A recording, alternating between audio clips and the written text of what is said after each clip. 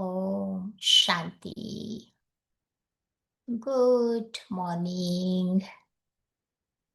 सो आज बाबा हम बच्चों को अनेक प्रकार के खजाने देने के लिए आए हैं।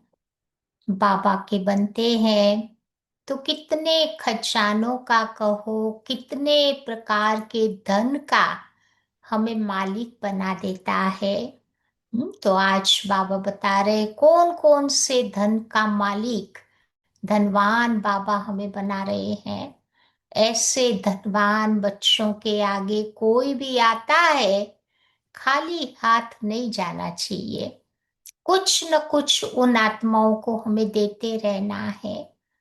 कभी कभी शब्दों से नहीं पॉसिबल है, तो अपने वाइब्रेशन से भी उन आत्माओं को कुछ न कुछ प्राप्ति कराने का लक्ष्य जरूर रखना है।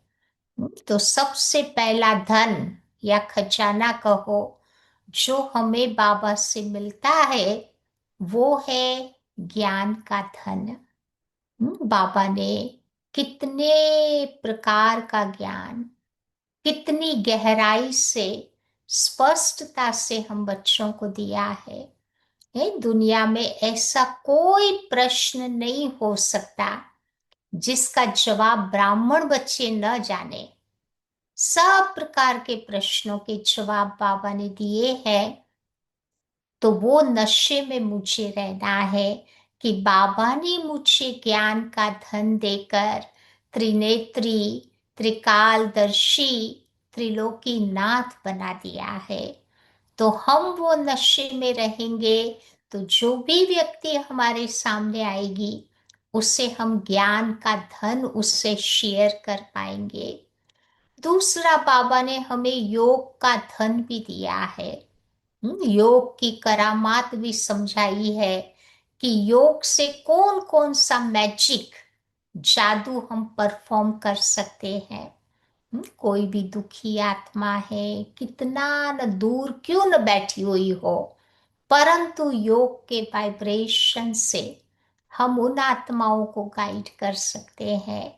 न केवल जो आत्माएं शरीर में है, परंतु जिन आत्माओं ने शरीर छोड़ा हुआ है, उन आत्माओं को भी हम अपने श्रेष्ठ वाइब्रेशंस के द्वारा उन आत्माओं को सही राह दिखाकर अच्छे वाइब्रेशंस का अनुभव करा सकते हैं। फिर बाबा ने हमें धन दिया है, अविनाशी कमाई का धन।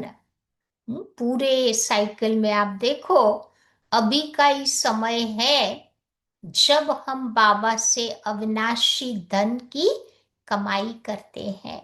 बाकी तो पूरा साइकिल बैठ के खाते ही है। मेहनत का समय वो है संगम युग।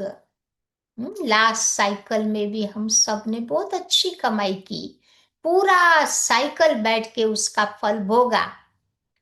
तो अभी इस साइकिल में भी हमें नेक्स्ट साइकिल के लिए अपना भाग्य बना लेना है।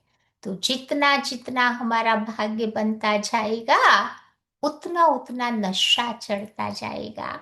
क्योंकि और सब स्थूल धन तो यही रह जाएगा, साथ में चलेगा तो कौन सा धन चलेगा। यही अविनाशी धन हमारे साथ चलने वाला है। फिर बाबा ने हमें खुशी का धन भी दिया है। देखो आज दुनिया में खुशी के लिए लोग क्या नहीं करते हैं। हर व्यक्ति चाहता है वो जीवन में हैप्पीनेस का अनुभव करे। जितना जितना हैप्पीनेस को चाहता है, उतना ही दूर होता जा रहा है।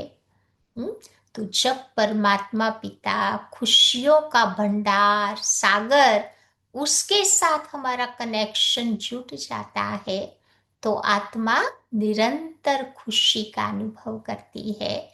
और हमारे पास वो खुशी का धन होगा तो हम औरों को अच्छी तरह से शेयर कर पाएंगे। फिर बाबा ने संगम पर हमें भाग्य का भी धन दिया है। भाग्य विधाता ही हमारा बन गया। बाबा कहते भाग्य बनाने की कलम बाबा ने हमारे हाथ में दे दी है और बताया है ना, जितनी लंबी अपनी भाग्य की लाइन खींचनी है उतनी खींच लो इस समय। माना जितना ऊंचा भाग्य बनाना है उतना बाबा कहते अभी बना लो। क्योंकि भाग्य विधाता हमारे सामने है, तो फिर बाबा कहते हमारे लिए वो इजी हो जाएगा। फिर बाबा ने हमें इस समय सर्व शक्तियों की भी, सर्व शक्तियों का भी धन दिया है।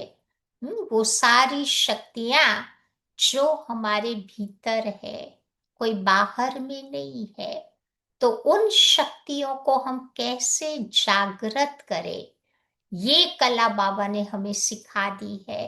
तो जब शक्तियां मेरी जागृत हो जाती है तो मन मेरा पावरफुल बन जाएगा। फिर बाबा ने हमें संकल्पों का भी तो धन दिया है ना।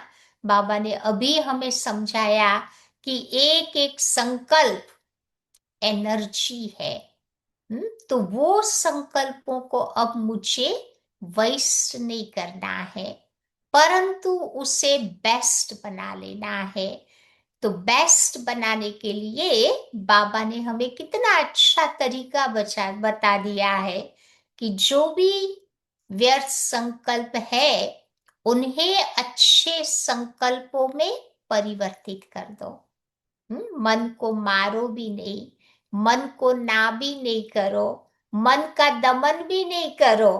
परंतु मन को सुमन बनाने के लिए मुझे अपने व्यर्थ संकल्पों को समर्थ संकल्प में परिवर्तित कर देना है। ये सुंदर कला बाबा ने हमें सिखा दी है। फिर हम देखते हैं तो बाबा ने हमें इस समय कितने प्रकार के खजाने दिए हैं। समय का खजाना, हमारा श्वास भी तो खजाना है, समय भी तो खजाना है। तो ये सारे खजानों को मुझे अपने साथ रख करके उन्हें ज्यादा से ज्यादा बाबा के कार्य में यूज करना है। यूज करने से वो खजाने बढ़ते जाएंगे। लौकिक में तो देखो वो खजाने पड़े पड़े, बाबा कहते वो बढ़ते नहीं है, पड़े ही रहेंगे तो स्टेल हो जाएंगे। लेकिन जितना उस एनर्जी को यूज किया उतना वो आता रहेगा। कहते हैं ना, लक्ष्मी चंचल है, उसे एक जगह बिठा के नहीं रखते हैं, you have to keep moving different places. तो जितना जितना ये खजानों को भी हम यूज करेंगे उतना उतना बाबा कहते वो धन भी मेरा बढ़ता जाएगा। फिर बाबा ने एक खजाना हम बच्चों को दिया है, दुआओं का खजाना। अभी का समय है, सबके दिलों की दुआओं को हमें बटोरना है। कोई आत्मा की हमारे प्रति बद दुआ नहीं निकले। और ये दुआएं कब काम करती है? जब हम बीमार पड़ जाते हैं तो बीमारी के समय यही दुआएं कवच बन जाएगी और मेरी रक्षा करती है। हम सब ने दादियों के जीवन के अनुभव देखे हैं ना, कितनी बड़ी बड़ी बीमारियां उनके जीवन में आई, लेकिन सारा जीवन इन्होंने दुआएं कमाने का ही एक लक्ष्य रखा था। तो दुआओं का स्टॉक इनफ था। तो यही दुआएं मदद करती है उस समय। डॉक्टर्स भी कई बार हैरान हो जाते थे कि दादी इतना बड़ा ऑपरेशन है और आप कहते हो कोई दर्द ही नहीं हो रहा है। क्यों होगा? क्योंकि दुआएं जमा की है। तो दुआएं भी एक हमारे लिए धन का काम करती है। फिर एक लास्ट धन हमारा है श्रेष्ठ कर्मों का धन।